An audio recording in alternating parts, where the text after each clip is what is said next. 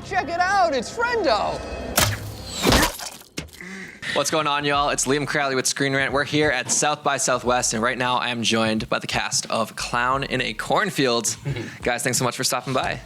Thanks for having us. Yeah, cast and director and writer. Yeah. Of course, cast and crew, everyone involved, author of the original book as well. Yep. Very cool to bring this one together. Adam, I want to start with you. When it comes to developing, is this your first time having one of your works adapted for a feature film? Yes, definitely. Yep. How often were you on set? I was a very new dad at the time, so I was on set for a day, but I made it a meaningful day. There's What a day. There's a parade in the movie, and and there's a parade in the book, so I was like, I really want to go for just the parade day, and it was magical. It was really amazing. I was walking down the main street of a city that I had made up, that people, an army of hundreds of people were like making real. It was just incredible. Amazing. And Eli, this is your first time directing since, I want to say 2017. You say it with such a lilt. Yeah, well, it is my first. Yeah, it is, yeah. And I say that because, you always want the right story to come around when it comes to getting back in the chair. What about Clown in a Cornfield was like, this is the one I want to put my stamp on? Well, it seemed to lend itself to my sensibility. I wanted to do something that was more of a thriller, a suspenseful movie.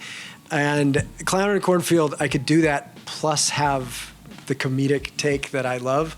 So I wanted to make something that was sort of horror, thriller first, comedy third. And I don't know if it's in that order. There's comedy in there for sure.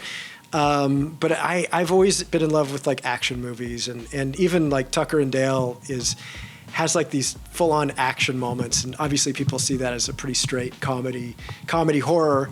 My other film, Little Evil, has these action moments, so I really wanted to lean into action horror, and this gave me the opportunity to do that. Very much so. There's a family dynamic too. Katie and Aaron, we got father and daughter right here. Can you guys tell us about just developing that dynamic between you two and how it kind of factors into the through line of the story? I think it was pretty easy.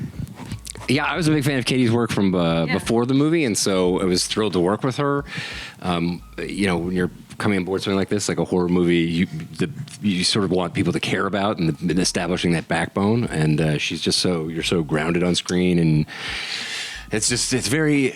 I back myself into a corner where I have to say it's very easy to care about her. I was gonna say I also knew I was a fan of Aaron's before working with him too, and I think the casting was just good enough. We just vibed. Mm-hmm.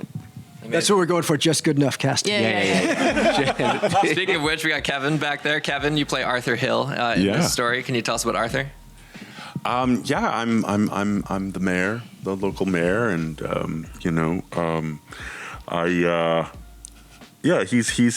a pretty charismatic, strong-willed guy,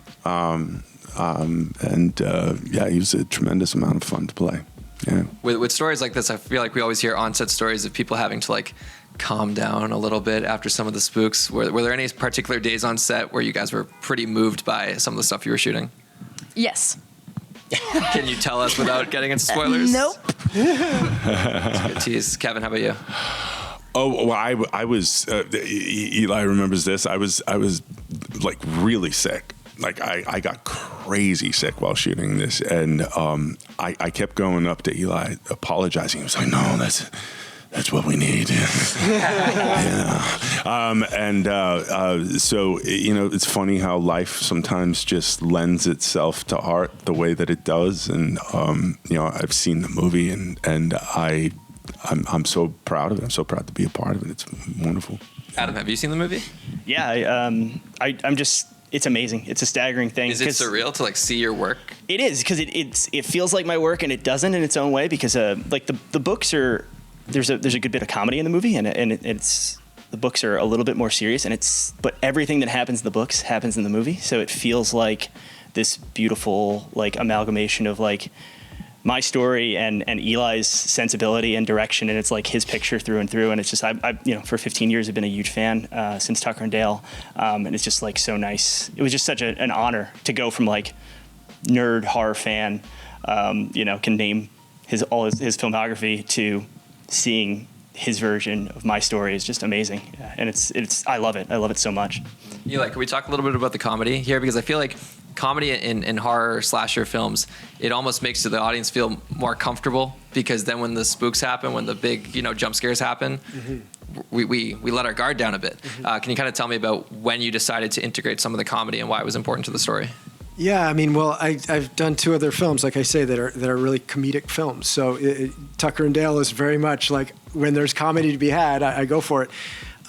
In this case, it is a very narrow target you're trying to hit, because I'm going for these relationship dynamics that to me are quite funny and quite real and alive.